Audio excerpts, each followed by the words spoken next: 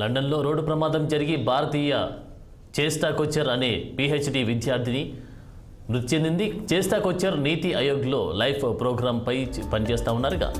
Behavioural science PhD చేయడానికి London school of ఎకనామిక్స్కి వెళ్లారు.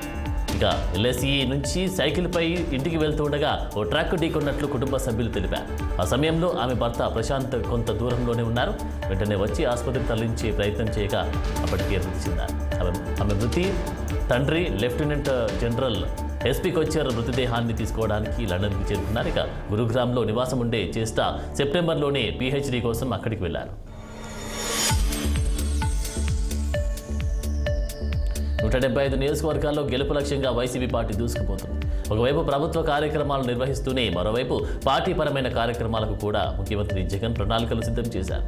గత ఏడాది మే నెలలో ప్రారంభమైన గడప గడపకు మన ప్రభుత్వం కార్యక్రమానికి విశేష స్పందన లభించిన నేపథ్యంలో ఇప్పుడు పార్టీపరమైన కార్యక్రమాలు కూడా మరింత వేగంగా నిర్వహిస్తున్నారు. ఈ నెల 27 నుంచి రాష్ట్ర వ్యాప్తంగా 3 ప్రాంతాల్లో ఒకేసారి బస్సు యాత్రలు ప్రారంభం కాబోతున్నాయి. ఇందుకోసం ప్రత్యేకంగా 3 బస్సులను సిద్ధం చేసినట్టు తెలుస్తోంది. గత రాత్రి జరిగిన 2024 రాజస్థాన్ రాయల్స్ ముంబై ఇండియన్స్ మ్యాచ్లో అనూహ్య ఘటన చోటు చేసుకుంది.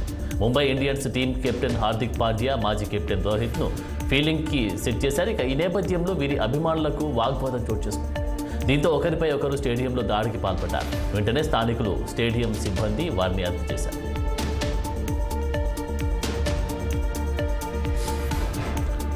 చైనా ఆయిల్ నౌకపై హౌతీల మిసైల్ దాడికి పాల్పడ్డారు. ఎర్ర సముద్రంలో యెమెన్ తీరానికి సమీపంలో చైనా